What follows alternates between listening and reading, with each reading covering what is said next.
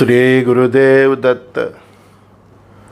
अभी एक ब्रदर का फ़ोन आया, छोटा है मेरे से। बोला, गुरुजी मेरी शादी नहीं हुई, बहुत बीमारियां है शरीर में, माँ बाप की सेवा की, बहनों की भी शादी कर दी, अब मैं बाकी का जीवन ऐसे ही प्रभु के नाम स्मरण में बिता दूं। अभी कोई शादी की उम्मीद भी नहीं है।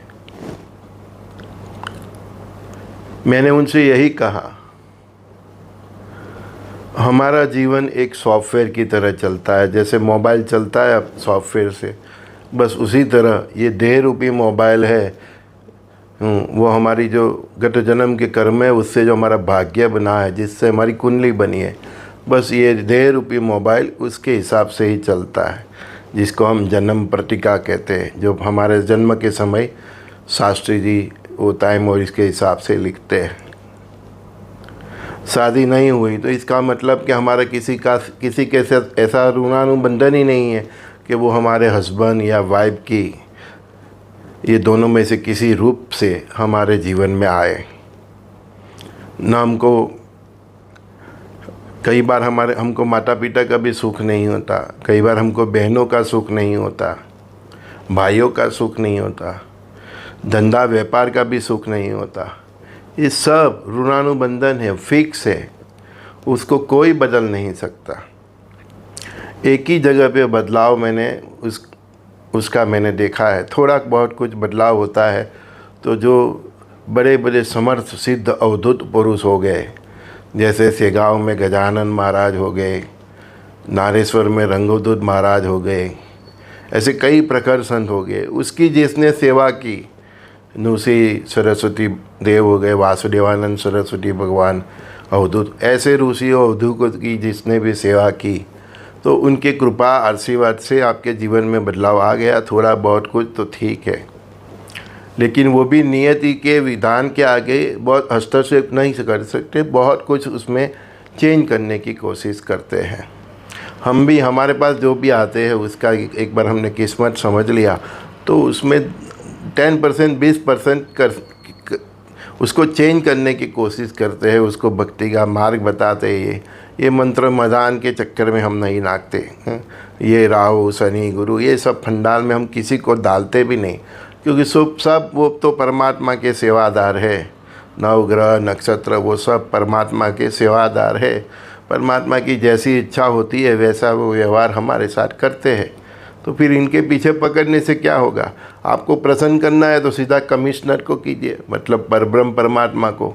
वो प्रसन्न हो गए तो सब नक्षत्र ग्रह, सब उसके नीचे कमिश्नर, एसपी, पुलिस वाला सब प्रसन्न हो जाएंगे। तो डायरेक्ट कमिश्नर को पकड़िए। पर कमिश्नर मतलब परब्रह्म परमात्मा, हाँ, बस इसको ही पकड़िए।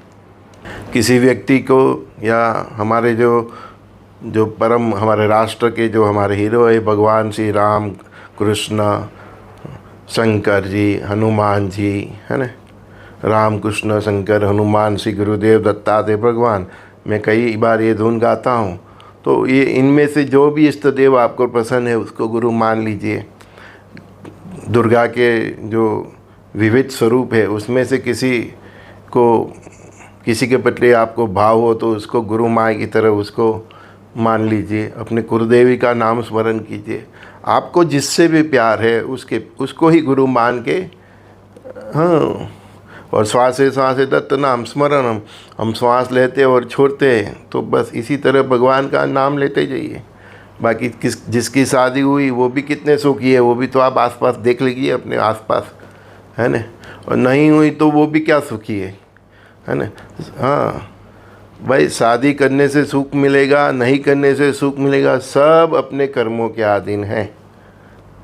जिसका जितना ऋणानुबंध होता है उसके हिसाब से, बच्चे अच्छा है तो समझो आपका उसका साथ ऋणानुबंधन अच्छा था तो वो आत्मा आपको आके सुखी करती है। खराब आए, किसी के यहाँ बीमार बच्चे आते हैं, पूरी ज़िंदगी उसकी सेवा करने से ही वो मतलब वो नहीं। तो जैसा ऋणानुबंधन वैसे बच्चे आते हैं, वैसे ही पत्नी मिलती है, वैसे ही पति मिलते हैं, वैसे ही माँ बाप मिलते हैं, वैसे ही दोस्त मिलते हैं, सब देश भी उसके हिसाब से ही मिलता है। बहुत अच्छे पुण्य किए हो तो बोलते हैं भारतवर्ष ऋषि मुनियों का देश है तो उधर जन्म होता है। क्या आप उधर नाम जब स्मरण कर सकते हो, सरगस निकाल सकते हो, रेनी निकाल सकते हो, हवन कर सकते हो, सब कुछ कर सकते हो है। मैं अभी यूएई आया हूँ तो कुछ काम की वजह से, तो न ये इधर तो हवन भी नहीं कर सकते, सब इधर वो फायर सेफ्टी लगा हुआ, दिया जलाने से भी सोचना पड़ता है कि वो कहीं पे वो फायर सेफ्टी बच ना जाए।